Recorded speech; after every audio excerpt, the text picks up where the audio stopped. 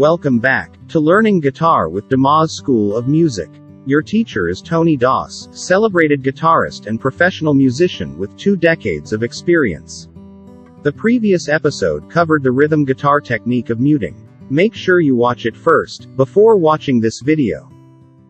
Hi, this is Tony Doss from Demoz School of Music, and I'd like to welcome you back to our beginner's course on how to play the guitar. So today, to continue with our exercises on and our focus on rhythm, we're going to talk a little bit more about the left hand and its role in playing rhythm guitar.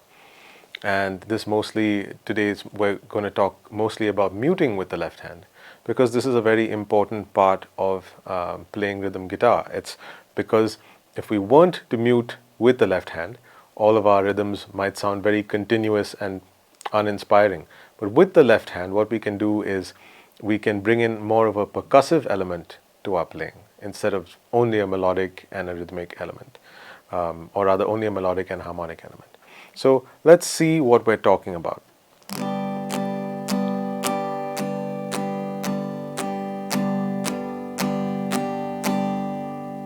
So here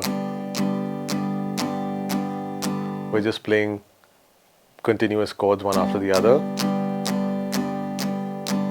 And even if we were to play more continuously with down and up strokes,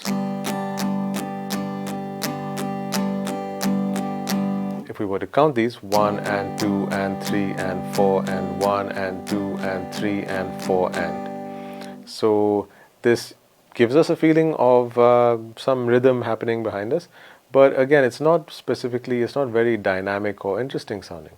So what we can do with the left hand to change this is to mute all the strings, and we can simply do that. In this case, I'm playing a chord that makes it easy. I'm playing what's called a bar chord. We'll learn a little bit about those later. And what I'm doing is I'm taking my index finger and I'm barring it across all 6 strings, and I'm using my other fingers to play what essentially has now become a G chord. I've got my middle finger on the 4th fret of the G string. I've got my ring finger on the 5th fret of the A string. I've got my pinky on the 5th fret of the D string. So this gives me a G major chord. And because it is a bar chord, it lets me stop the chord or mute the chord just by releasing the pressure. Let's see what that sounds like.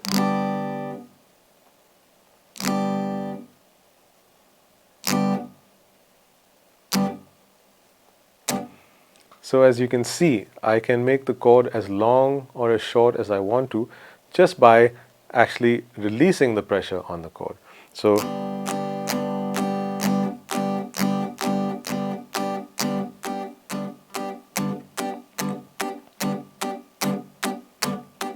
we have from long sustaining chords to very short muted chords.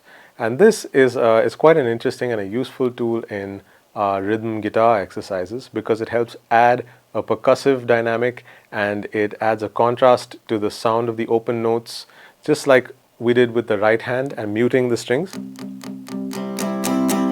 There's a contrast between more muted notes and more open notes. Here there's a contrast between no notes at all, just a percussive sound, and fully articulated notes, right? So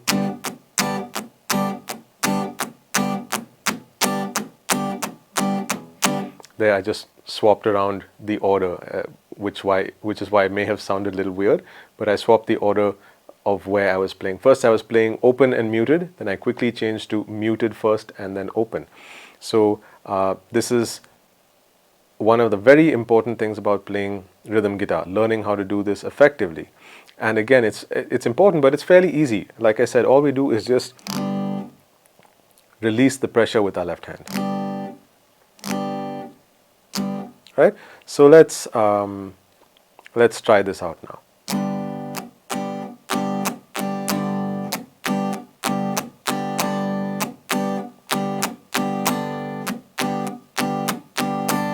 I took a simple rhythm, and if I don't do any muting, this is what it will sound like.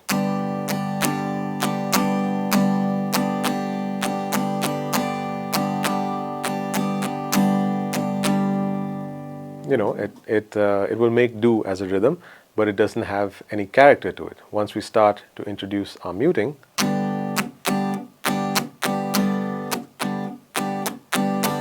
it has a much more interesting sense of rhythm behind it.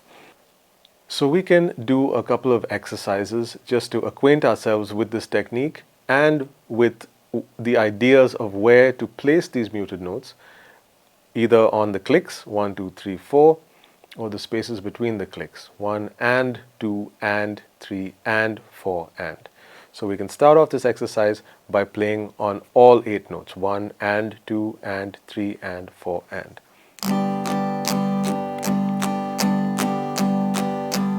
3 and 4 and 1 and 2 and 3 and 4 and.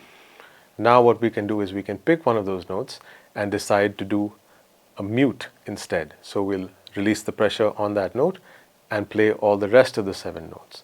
So just for the sake of starting this exercise with 1, we'll start with the number 1 and we'll mute the number 1 and we'll play all the other 7 notes.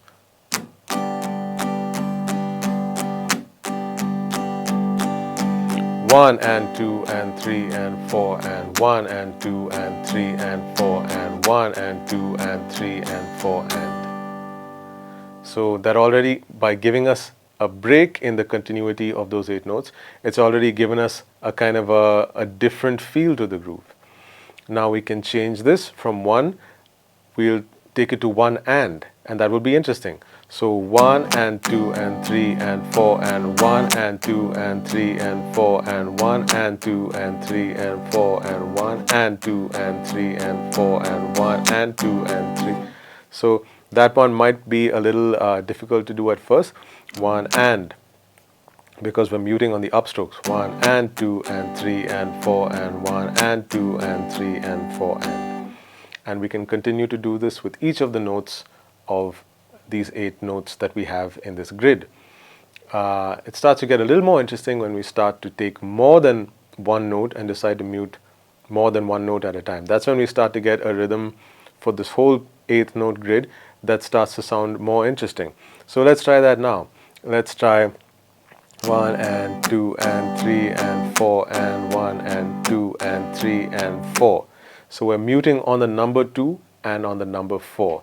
And that gives us a rhythm here that might be familiar to a lot of us. We hear it in a lot of music.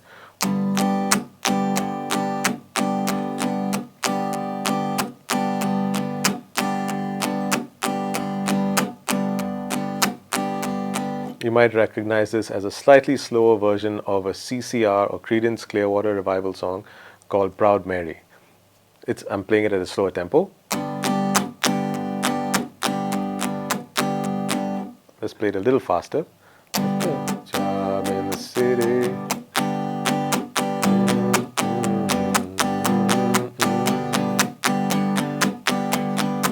1 and 2 and 3 and 4 and 1 and 2 and 3 and 4 and 1 and 2. Yeah? So what we did was we're muting 2 notes now. And you can see it's totally changed the groove. Although we're just playing, if we want to mute, we'd just be playing this. Without muting. So you see, I'm not changing anything at all with my right hand. The right hand is just plowing through 1, 2, 3, 4, 5, 6, 7, 8, 1, 2, 3, 4, 5, 6, 7, 8, or 1 and 2 and 3 and 4 and. So here we see what we can do just by removing notes from the notes that we're playing, and we get these interesting grooves.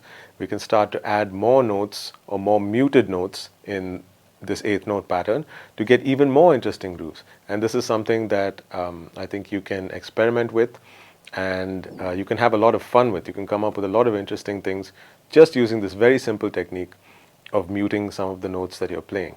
And you can mark all the 8 notes down on a grid, 1 and 2 and 3 and 4 and you can pick combinations of these things. I think you'll come up with some very interesting patterns. I know I have in the past. So I hope you have fun with this lesson. And also remember, do this with the metronome. This is a very important time exercise, so you want to make sure that your time is also up to par. You don't do it all the time with the metronome because it's good to work on your ability to assess how your time feel is without it also. But I'd say do a lot of the practice with the metronome. So I hope you enjoyed today's lesson about muting with the left hand and these rhythmic ideas. And if you did, please like and share this lesson and do subscribe to the channel. And I will see you in the next class.